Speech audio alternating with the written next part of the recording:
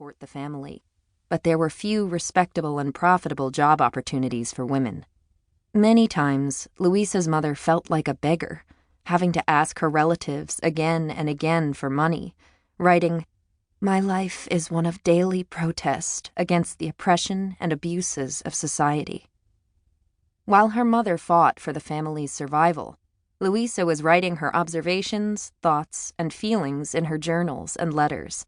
She was working on her plan to not only rescue her family from poverty, but also to help drive change in the fight for human rights. Like her parents showed her, Louisa was going to lead by example. The Civil War offered Louisa the opportunity to go to the front lines, where she would push the boundaries for women and test her beliefs, while gaining life experiences that would translate into an influential and lasting literary contribution, Little Women.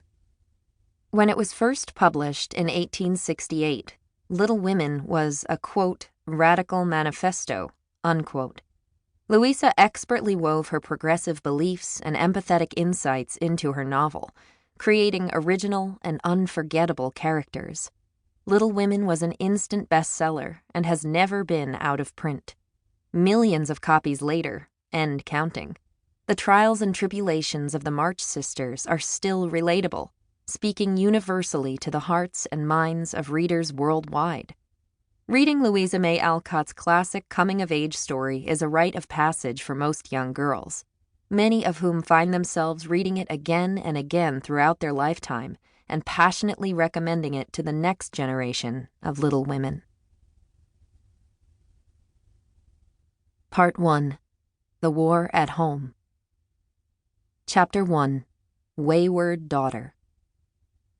December 1860 to February 1861, Concord, Massachusetts, a few months before the start of the Civil War.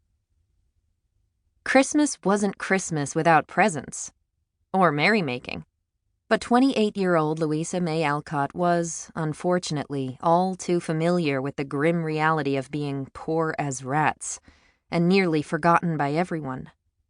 We are used to hard times, and as Mother says, while there is a famine in Kansas, we mustn't ask for sugar plums.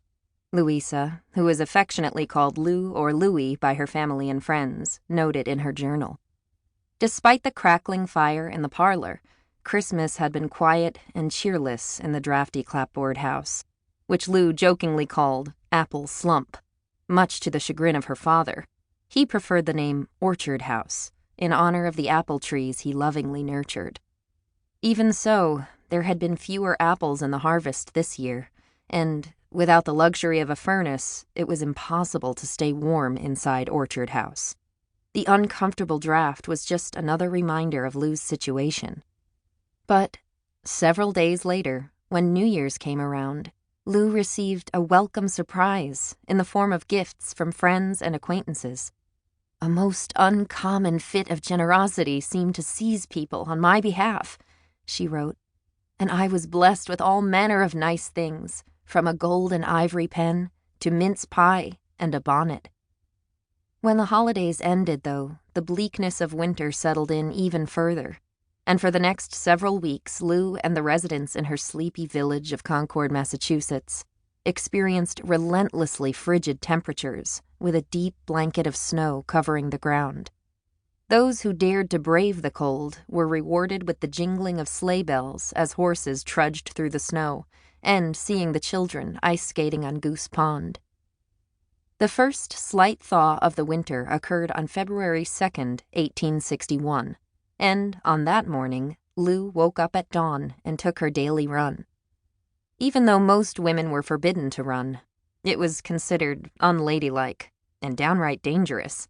Lou threw caution to the bitter wind. She loved running, and her parents encouraged physical exercise. For Lou, not only did running make her feel free, but it was a spiritual experience, making her feel closer to God. So Lou wasn't worried about what her neighbors would think. By now, they were used to seeing her run with the deftness of a deer through the open meadow near Orchard House and into Walden Woods, with only the sound of her feet pattering and her petticoat ruffling. When Lou was a child, no boy could be her friend until she outran him in a race. Lou's